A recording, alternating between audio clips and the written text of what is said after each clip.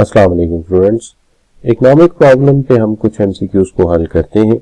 तो ये जो एमसीक्यूज मैंने चूज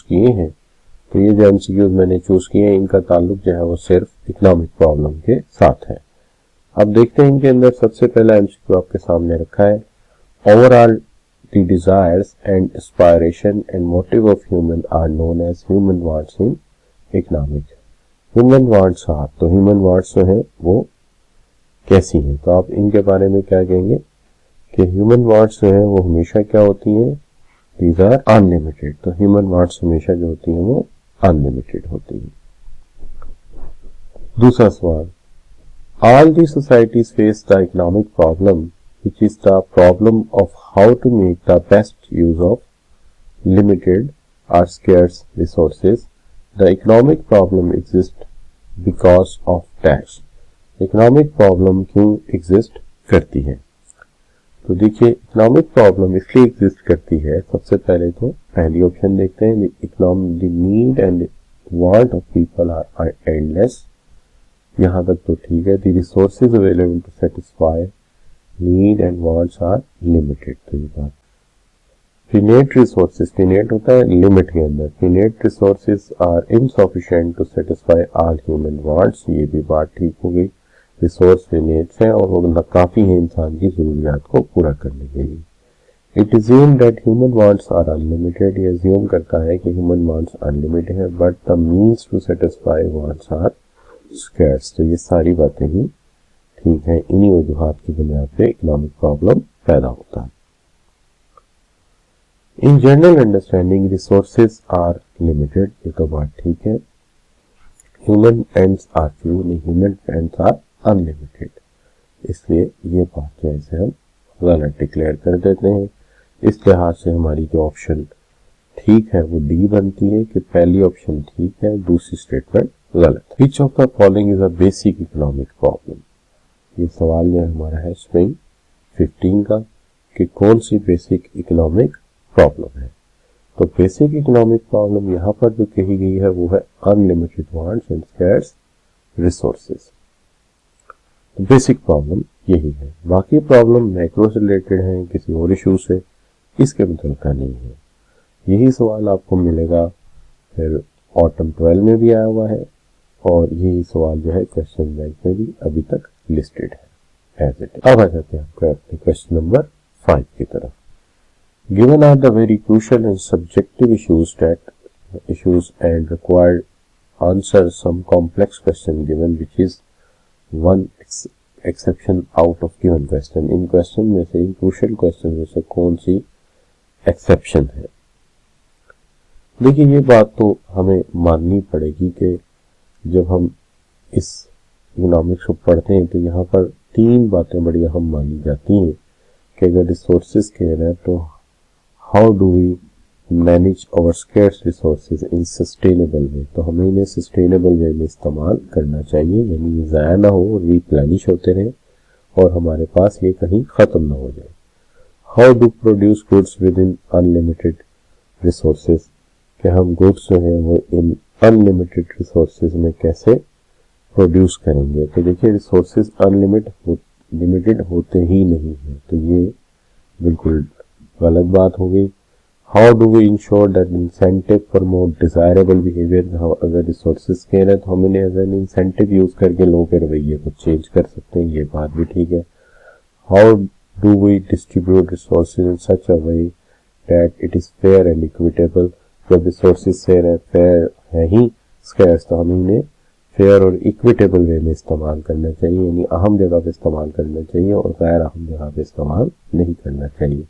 तो इस लिहाज से देखा जाए तो जो एक्सेप्शन है वो सी वाली ही बनती है। यहाँ ऑप्शन हमने गलती से एक कर दिया, बट इसको see. Total amount of resources in an economy, किसी भी इकोनॉमी में जो टोटल रिसोर्सेज हैं, तो जो टोटल रिसोर्सेज हैं वो आप ये कह सकते हैं remain fixed, can never decrease और limited at any moment of time. किसी गिवन टाइम पर वो लिमिटेड होते हैं।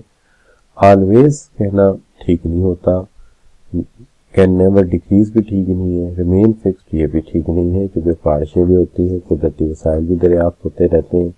लिहाजा किसी गिवन टाइम पे जब हम बात कर रहे हैं उस वक्त हम कह सकते हैं कि ये लिमिटेड है। Everybody feels hunger at a time when other he needs water.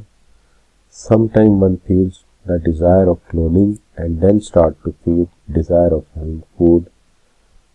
Convince an economic problem arises because which of following. तो कभी किसी को भूख में खाने की जरूरत है तो किसी को पानी की, किसी को कपड़ों की जरूरत है तो किसी को एट अ टाइम कन्वेंस की। तो अब देखना यह है कि इकोनॉमिक प्रॉब्लम अराइज क्यों करता है। तो देखिए यहाँ पे एक वजह तो इसकी ये लिखी हुई है कि human wants are unlimited and an infinite series of human wants remain continue with human life. कि ये जो वांट्स हैं इंसान की जिंदगी के साथ साथ बढ़ती रहती हैं और चलती रहती हैं। Nobody can claim that all of his wants have been satisfied and he has no need to satisfy any further. When all existing wants are satisfied, then new wants start to create in mind. ये भी बात ठीक है, कुछ want पूरी करते हैं तो दूसरी वांट उसकी जगह ले लेती है। तो यही मेन मसला है कि हमारी वांट्स कभी खत्म नहीं होती। तो तीनों बातें जो हमारी वो दुरुस्त है। ऑल ऑफ अबव की ऑप्शन हम ले सकते हैं। In the practical aspect of economic problem, an economic agent has a list of wants while allocation of scarce resources he is facing which of the questions ये कौन सा इसमें question arise करता है। Which want should be satisfied, कौन सी want satisfy की जाए, ये सवाल तो पैदा होता है। Which should be left unsatisfied and dropped from the list, ये भी बात है। And which should be postponed for the time being। तो ये तीनों ऑप्शन ठीक है। देखिए सवाल बिल्कुल सिंपल सा है कि जब भी हमारे सामने रिसोर्सेस कम होंगे तो हम अपने रिसोर्सेस सामने रखेंगे और दूसरी तरफ एक लिस्ट ऑफ वांट्स हमारे सामने आ जाएगी। एक आम इंसान जब इस इकोनॉमिक प्रॉब्लम को सॉल्व करेगा तो वो तीन काम कर सकता है। कुछ वांट्स को इमीडिएटली सेटिस्फाई कर लेगा, कुछ को फ्यूचर पे छोड़ देगा कि जब पैसे आएंगे तब कर लूंगा, और कुछ इतनी बड़ी होंगी जो उसका बारे में अंदाजा होगा कि फ्यूचर में भी ये मुश्किल है तो हम उन्हें लिस्ट से निकाल देंगे। तो इसी तरह हम अपने मसले को हल करेंगे कि विच want should be satisfied immediately, तो कुछ वांट इमीडिएटली सेटिस्फाई कर ली जाएंगी। And which should be left unsatisfied drop from the list, जो लिस्ट से निकाल दी जाएंगी हमेशा के लिए। और which should be postpone for the time being, और कुछ को वक्ती तौर पर पोस्टपोन किया जाएगा और लेटर ऑन पूरा कर लिया जाएगा। यही तीन चीजें हो सकती हैं और इसके अलावा हो कुछ नहीं सकती। Which of the following is basic economic problem. Sir basic economic problem कौन सा है? तो अगर आप देखें तो बेसिक इकोनॉमिक प्रॉब्लम वही है, अनलिमिटेड एंड्स है और स्कैर्स मीन्स है। यही हमारा बेसिक इकोनॉमिक प्रॉब्लम है। Question number 10, 3 questions of what, how and for whom are exist due to. तो देखिए ये सवाल कि क्या,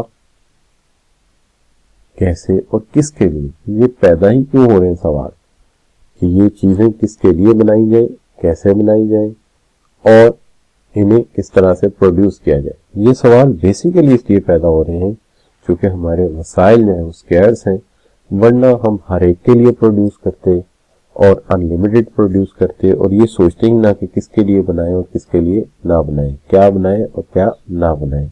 हम सब कुछ बनाते, सबके लिए बनाते, लेकिन वजह ये हमारे पास वसाइल महदूद थे। ये मेरी कुछ एक्टिविटीज हैं आपके सामने और प्लीज कॉपीराइट का ख्याल रखिएगा। Thank you.